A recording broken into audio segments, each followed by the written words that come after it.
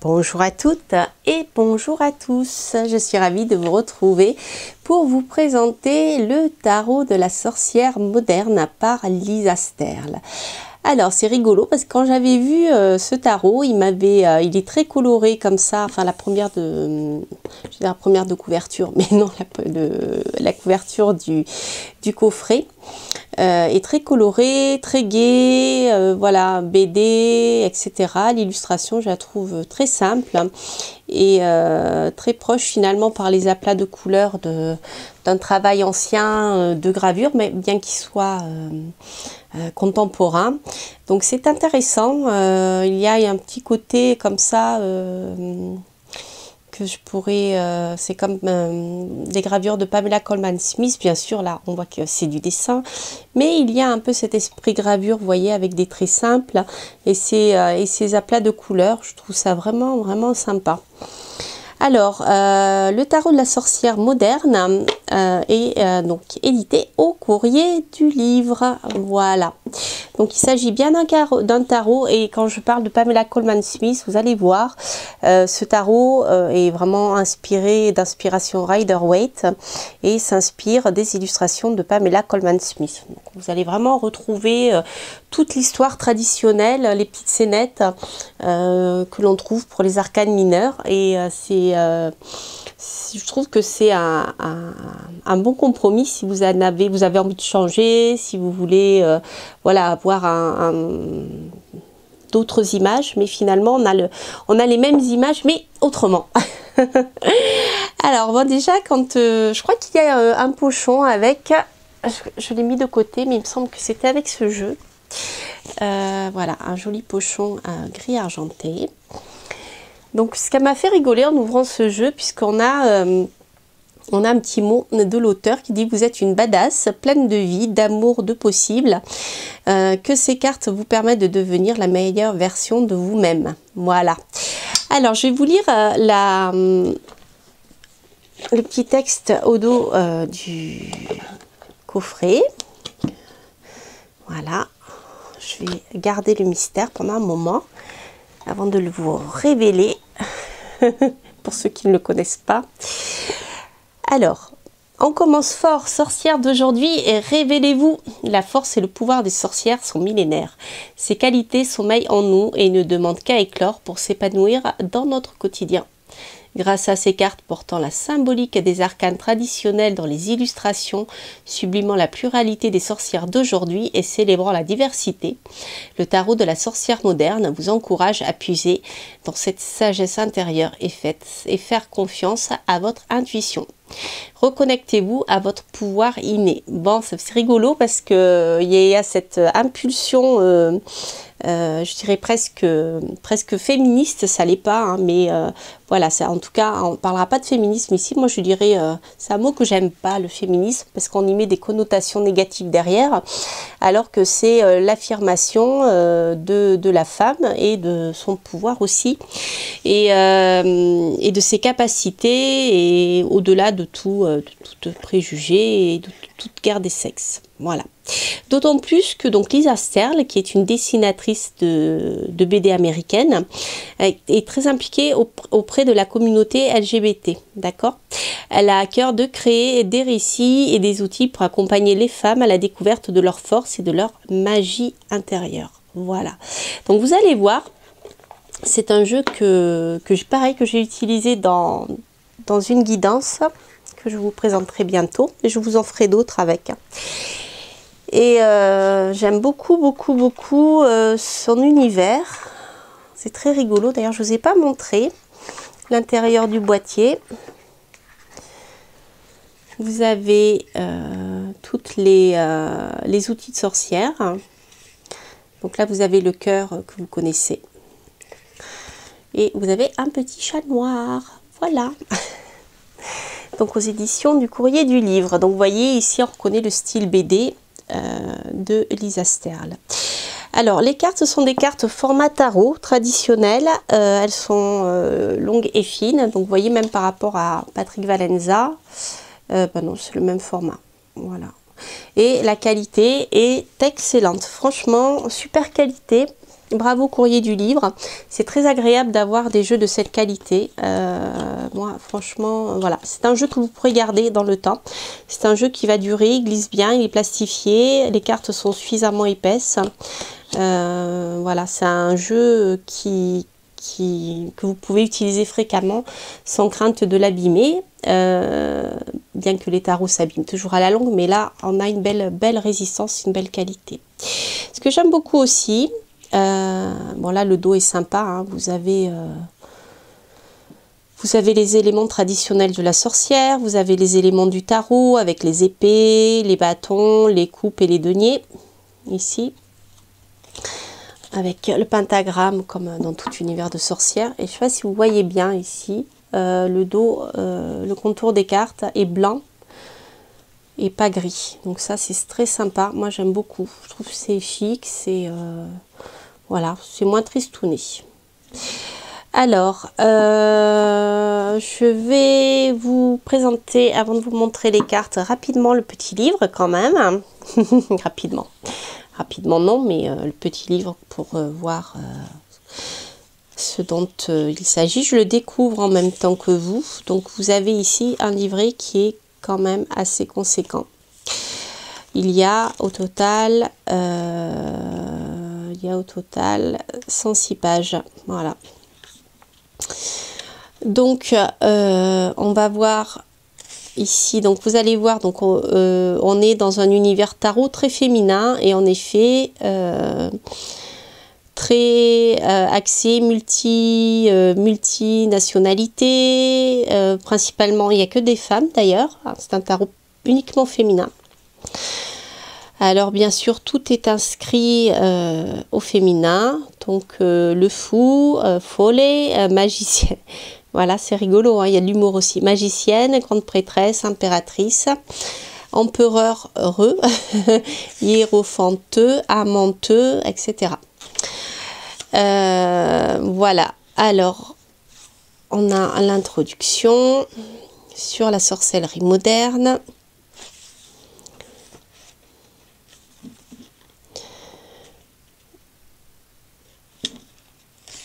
Voilà. Alors, je sais pas si c'est... Non, je crois que c'est pas uniquement féminin, c'est principalement féminin. Il y a des hommes aussi. Alors, vous avez une petite présentation de la lecture des cartes. Peut-être n'utiliserez-vous votre tarot de la sorcière moderne que pour vous inspirer et réfléchir, et c'est très bien. Mais si vous souhaitez accéder aux révélations et au savoir du tarot, il vous faudra lire les cartes. Chaque lecture demande de voir le tarot avec un regard neuf, par exemple à l'aide d'un nouveau tirage. Changer les circonstances de votre lecture vous aidera non seulement à répondre à vos questions, mais aussi à approfondir votre compréhension de la carte au fil de vos tirages. Voici une façon de lire les cartes expliquée pas à pas. Il existe 1001 façons de procéder et vous finirez par trouver la vôtre. Une fois votre routine au point, n'hésitez pas à la transmettre aux autres. Voilà, donc des petits conseils pour formuler les questions, pour se préparer. Lorsqu'on fait une consultation pour une autre personne, comment on fait, bien comprendre la question, etc. Alors, au niveau des tirages, alors c'est très intéressant ce qu'elle nous dit. Nous avons la chance de vivre à une époque où de nombreux tirages sont décrits en ligne. Cela en dit long sur la résurgence du tarot aujourd'hui et sur l'esprit de sa communauté. N'hésitez pas à emprunter ce qui vous est utile et quand vous aurez créé votre propre tirage, à rendre l'appareil. Voilà, c'est ça. Et je trouve que c'est intéressant qu'elle nous parle de ça, Lisa, parce que en effet, moi, c'est d'ailleurs une des raisons pour laquelle je fais mes vidéos hein, de tarot et autres hein, dans le domaine ésotérique. C'est-à-dire qu'on a des choses à partager. Un univers qui est mal compris, qui est même des fois menacé, toujours hein, incompris, ou alors les personnes qui ne sont pas dans cette histoire ne comprennent pas, sont agressifs par peur, ou au mieux se moquent, vous voyez. Vous connaissez tout ça, donc on sait très bien que c'est qu'on est finalement entre nous, entre guillemets. Mais le fait d'en parler comme si c'était tout à fait normal, hein, puisque c'est normal, en tout cas pour nous, eh bien ça permet de transmettre ces vérités, en fait, ce qui existe, à un plus grand nombre qui est libre ou non d'accepter, de recevoir les messages, qui est libre ou non de s'ouvrir à cet univers ésotérique et à la lecture des cartes, et en tout cas au domaine ésotérique et occulte. Donc ça, c'est une force incroyable, hein, et je suis contente qu'elle en parle dans son livre, parce que c'est exactement ça. Plus on en parle de manière normale, plus c'est rendu public, et bien moins notre art devient diabolique, entre guillemets. Alors, au niveau des tirages, nous avons le tirage à une carte pour les débutants. Donc, en général, c'est bien de tirer une carte par jour. Le tirage avec 4 cartes, donc passé, présent, avenir, conseil. Ou alors positif, négatif, résultat, conseil. Alors, vous voyez, on est quand même dans la prédiction, hein. Alors le conseil du tarot, moi c'est quelque chose que je pratique, hein, lorsque je fais un tirage de tarot, c'est-à-dire que il y a la réponse à la question, mais il y a un conseil aussi pour que bien, le consultant puisse se sentir mieux, d'accord? Voilà. Tirage prédictif ne veut pas dire répondre que par oui ou par non, hein, d'accord? Les 4 pouvoirs. Alors, les 4 pouvoirs, le chemin. Alors là, on est plus dans la guidance. D'où venez-vous pour vous aventurer? Quels sont les obstacles et les défis que vous devez affronter? Qu'apprendrez-vous? Comment utiliser au mieux vos connaissances? Comment vous dépasser et faire preuve de courage? Vers quoi devriez-vous diriger votre concentration et votre intention? Comment exprimer votre détermination? De quoi devrez-vous vous retenir ou vous abstenir? Voilà. Le chemin malin, lecture alternative ou 4 pouvoirs. Alors, si vous souhaitez des éclaircissements sur le chemin 1, questionnez et positionnez les cartes comme les 4 pouvoirs et réfléchissez à la perspective qu'elles proposent. Il s'agit de l'ordre Déocile. Voilà, là il suffit de battre à ce moment-là. Attendez, je vérifie quelque chose. 1, 2, 3, oui c'est ça, 6. Lecture alternative.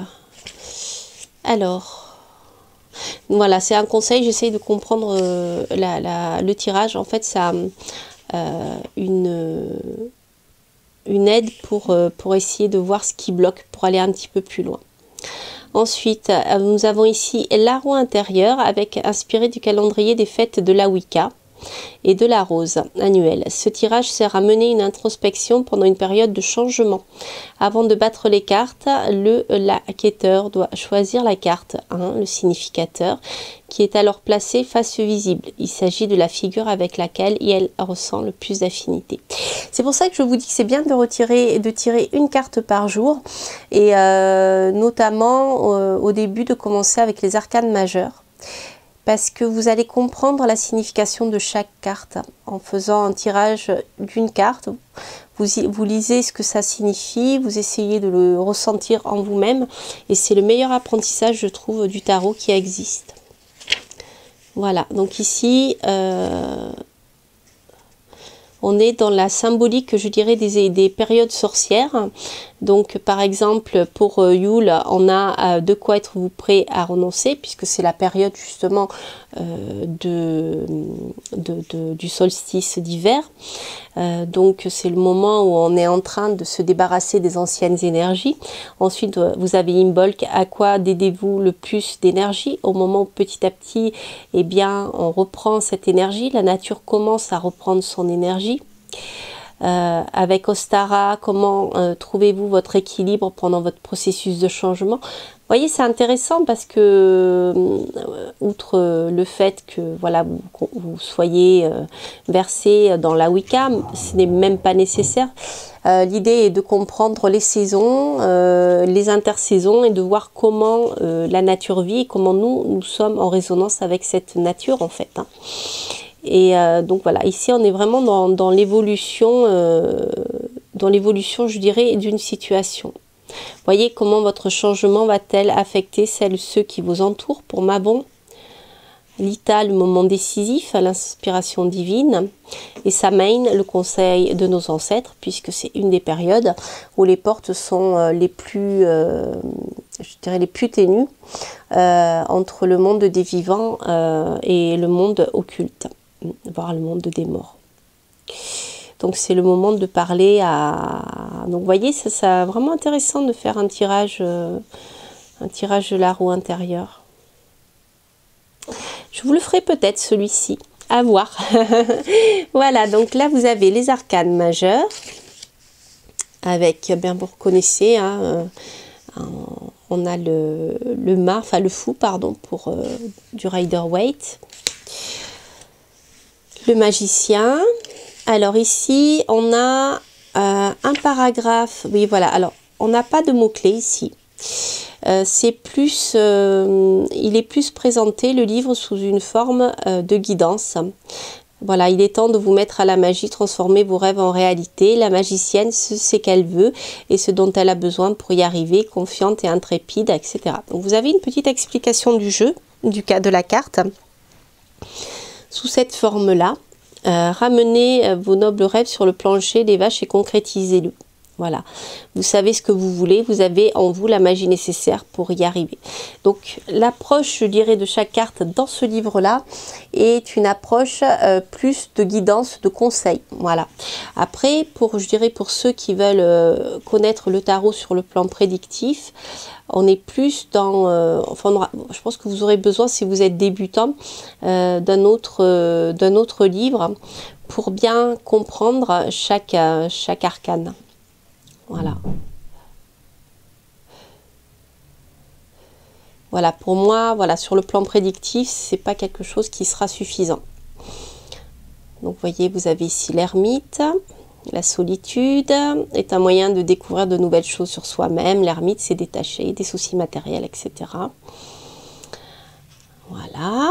Ensuite, on va regarder, je passe rapidement parce que je vais vous montrer les cartes et puis je voudrais voir les arcanes mineurs. Comment ils sont abordés. Ok. Alors, on a, pour les arcanes mineurs, on a une petite explication déjà des couleurs, avec le bâton, le feu, donc qui sont des cartes d'énergie, avec la volonté, la créativité, les projets, l'action. Les coupes qui vont parler d'expérience intérieure, c'est l'eau, hein, des relations sentimentales, l'imagination. Les épées, l'air, vont parler des pensées, du royaume de l'intellect.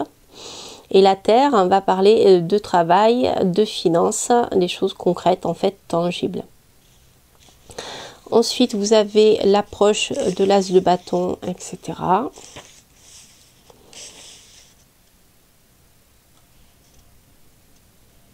Alors, je vais vous lire le 8 de bâton, par exemple, pour que vous voyez comment l'approche est faite. 8 de bâton. Vous volez sur le sol du désert, rapide comme l'éclair, le regard tourné vers l'horizon. Vos bâtons vous accompagnent depuis le ciel. Ce n'est pas le moment de lambiner, vous devez passer à l'action et avancer. Faites rugir votre moteur et ne perdez plus de temps. Vous avez des choses à faire, des personnes à voir, des endroits à visiter. Voilà. Donc ensuite, vous avez...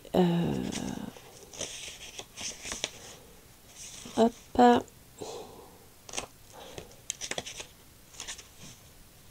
Voilà, après vous avez, en fait ils sont dans l'ordre et on termine par les cartes de cours. Voilà pour le livret qui fait donc 106 pages. Alors, moi je dirais que je vais vous montrer les cartes, mais je dirais que le livret est très très bien pour comprendre la symbolique du tarot. Et là ici, il est vraiment abordé sur le plan conseil, guidance, voilà, etc. Recevoir des messages pour passer au mieux bien la journée, ce genre de choses. Et si vous voulez vraiment faire de la divination, travailler sur le plan plus divinatoire avec ce tarot, qui est d'ailleurs un tarot Rider-Waite, donc qui est particulièrement adapté pour ça, n'est-ce pas? Et bien là par contre, je vous conseille plutôt d'acheter un livre complémentaire pour renforcer celui-ci. Mais déjà c'est très sympa, je le trouve vraiment très très bien fait. Et mais voilà, pour la partie divinatoire, il manque, je dirais, pour ceux qui débutent, hein, si vous connaissez le Rider-Waite, vous n'en avez pas besoin hein, ici, mais c'est pour les débutants. Pour ceux qui ne connaissent pas le tarot, ça risque d'être peut-être un peu, voilà, ça va vous manquer ici avec juste la partie conseil en fait. Voilà. Alors, je vais vous montrer quelques cartes. J'adore l'avoir entre les mains parce qu'il dit d'une qualité extraordinaire et franchement c'est génial. Donc je vais vous en montrer quelques-unes. Vous avez ici le 9 de Pentacle, vous voyez, donc le personnage qui est dans son jardin et qui ramasse ici, qui ramasse les carottes, qui cueille les tomates, etc. On est dans la phase récolte et profiter de notre travail et de la réussite de notre travail. Voilà. Ici, on récolte les fruits de notre travail et c'est le fait bien de pouvoir jouir de notre production, en fait, de notre réussite. Donc, le fameux 3 d'épée que vous connaissez. Hop. La lune.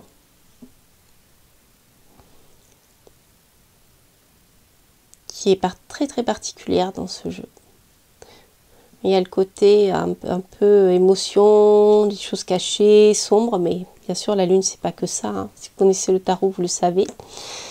Le 9 de coupe, faites un vœu. Là on est plutôt dans la réussite affective. Oui, comme je l'ai utilisé, elles ressortent de mon tirage, je les reconnais. Hiérophante qui est une femme, donc on est ici avec l'union. Voilà. Le 2 d'épée. Donc pour ceux qui connaissent le Rider-Waite, eh bien c'est assez parlant. Je regarde si j'en ai un sous la main pour comparer, mais non. J'en ai pas ici. J'en ai devant moi, mais ils sont trop loin. Donc on a là le 10 de coupe, donc pour la famille, voilà, l'union heureuse en famille. Donc ici, là vous voyez, on est dans un univers gay lesbien. Le 9 d'épée, vous pouvez reconnaître. Le 8 de coupe. Je vais quand même regarder si je peux l'attraper. Comme ça, je vais vous montrer. Hop.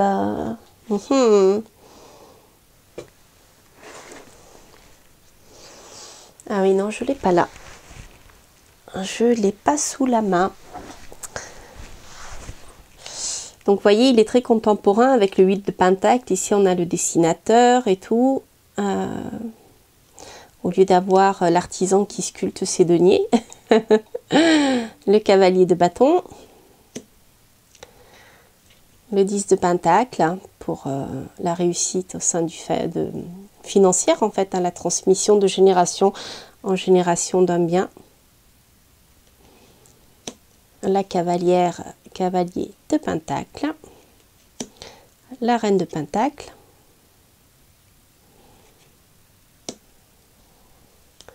le roi de Pentacle,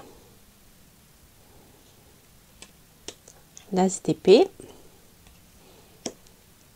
le monde,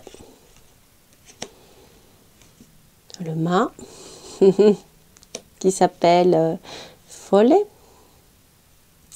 5 de Pentacle, ou folle, 6 de Pentacle. Vous voyez, pour ceux qui connaissent bien le Rider-Waite-Smith, je prendrai le temps de vous faire une comparaison avec le Rider de Pamela Colman-Smith pour que vous voyez, si vous ne connaissez pas bien, pour que vous voyez la différence. Je vais quand même aller le chercher. Hop. Alors, je voulais quand même vous, si je le vois passer, vous montrer la différence. Donc voilà, le Rider-Waite-Smith traditionnel. Hein. Vous voyez, donc ici nous avons le 7 de bâton et le 3 de bâton. Voilà, on ne les a pas vus passer encore. Voilà, donc celui-ci, j'aime bien le petit mot tout va bien pour la fin d'un cycle. Il est très moderne. voyez que la personne n'est pas morte, elle est passée à un autre cycle, hein. Voilà, les amoureux, donc il s'appelle amant, amante. Le chariot. La force. 10 d'épée. Ah, je l'ai 2 fois, le 10 d'épée. Tout va bien, c'est rigolo. Je n'avais pas vu ça. Hop. Le 4 d'épée. Voilà, le 8 d'épée. L'impératrice. Très belle cette impératrice. Un 4 de pentacle. L'empereur, empereureux. La reine de coupe, qui ressemble beaucoup à la reine de coupe d'ailleurs, magicienne. La grande prêtresse. Le pendu. La mort. Le 6 de bâton. 7 de pentacle.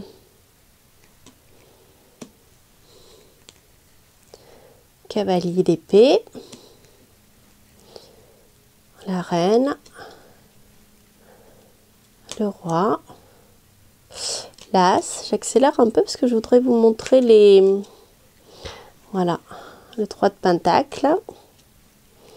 On a le côté artistique plus mis en avant ici. Tempérance. L'as de bâton.